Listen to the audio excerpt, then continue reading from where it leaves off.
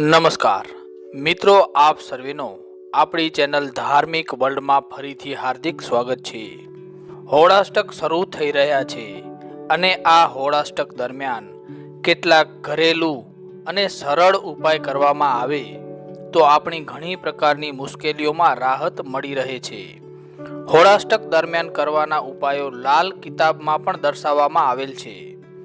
તમારામાંથી ઘણા બધા લોકો લાલ કિતાબ વિશે તો જાણતા જ હશે।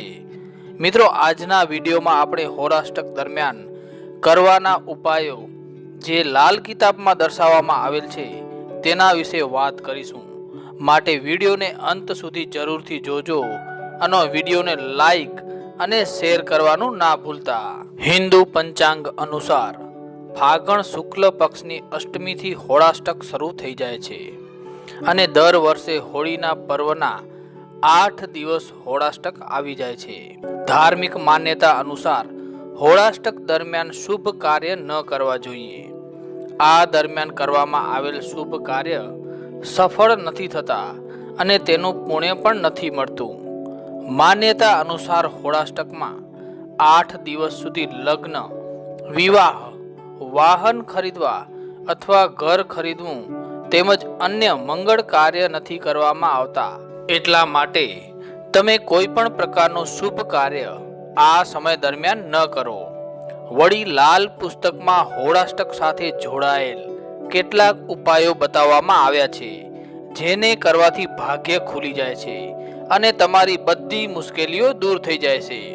લાલ કિતાબ મુજબ હોળાષ્ટકના દિવસે બાલ ગોપાલની વિધિ વિધાનથી પૂજા કરવી। પૂજા કરતી વખતે તેમને માખણનો ભોગ લગાવવો અને ગાયના ઘીનો દીવો કરવો। આ ઉપાય કરવાથી સંતાન પ્રાપ્તિ થઈ જશે। જે લોકોનું કારકિર્દી સફળ નથી તે લોકો આ ઉપાય કરે, એટલે કે હોળાષ્ટકના દિવસે તલ અને ખાંડનો હવન કરવો જોઈએ। આવું કરવાથી કાર્ય સફળ થવામાં જે મુશ્કેલીઓ આવી રહી છે તે દૂર થઈ જશે અને કારકિર્દી સફળ બની જશે।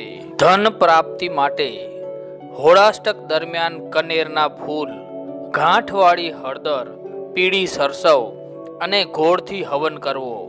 આ ઉપાય કરવાથી જીવનમાં ધનની ક્યારે પણ અછત થતી નથી। આ ઉપાય સિવાય તમે એક હળદરનો ગાંઠિયો તોડી ઘરમાં લઈ આવો અને તેને પોતાની ઘરની તિજોરીમાં ચોખ્ખી કરીને મૂકી દો। આ ઉપાય કરવાથી તમારી તિજોરી હંમેશા પૈસાથી ભરેલી રહે છે।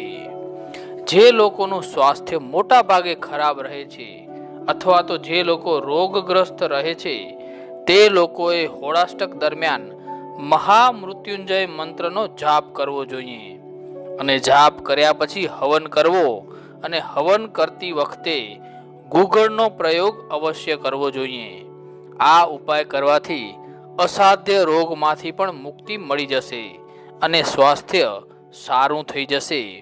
બીજા ઉપાય અનુસાર હોલિકા દહનના આગલા દિવસે રાઈના તેલથી આખા શરીર ઉપર મસાજ કરો। ત્યારબાદ શરીરમાંથી નીકળેલા મેલને હોલિકા અગ્નિમાં નાખી દો અને માનવામાં આવે છે કે આ ઉપાય કરવાથી રોગ દૂર થઈ જાય છે। ત્રીજા ઉપાય અનુસાર લાલ રંગના દોરાથી શરીરને માપી લ્યો અને દોરાની અગ્નિમાં અર્પણ કરી દો। આ ત્રણેય ઉપાય કરવાથી ખૂબ જ કારગર સાબિત થાય છે અને એવું કરવાથી દરેક રોગ દૂર થઈ જાય છે એવી લોકોમાં માન્યતા છે। આગળ વાત કરીએ તો સુખી જીવન માટે તમે હોળાષ્ટકના દિવસે હનુમાન ચાલીસા અને વિષ્ણુ સહસ્ત્ર નામનો પાઠ કરવો। આ પાઠ ખૂબ જ લાભકારી સાબિત થાય છે અને જીવનમાં દુઃખોનો અંત આવી જાય છે। સાથોસાથ જે પણ મુશ્કેલીઓ જીવનમાં હોય છે તે પણ બધી દૂર થઈ જાય છે।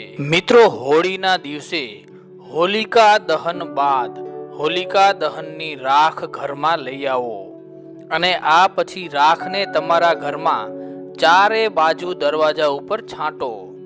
આ ઉપાય કરવાથી તમારા ઘરમાં હાજર નકારાત્મક શક્તિઓ દૂર થઈ જાય છે અને ઘરમાં સકારાત્મકતા જળવાઈ રહે છે.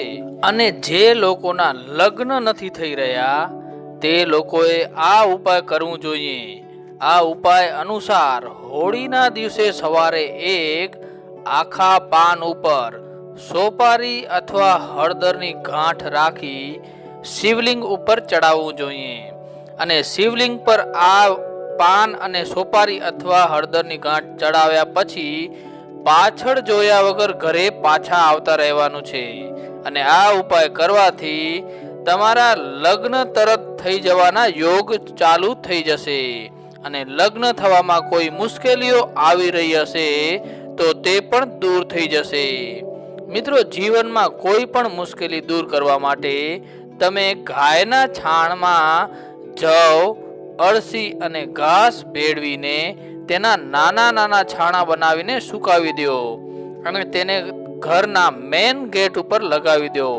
આવું કરવાથી ઘરમાં રહેનાર બધા લોકોની સમસ્યાઓ દૂર થઈ જશે અને જીવનમાં સુખ શાંતિ જળવાઈ રહેશે. મિત્રો, આપને આ માહિતી ગમી હોય તો આપના મિત્રો સાથે જરૂરથી શેર કરજો અને વિડીયોને લાઈક કરવાનું ના ભૂલતા.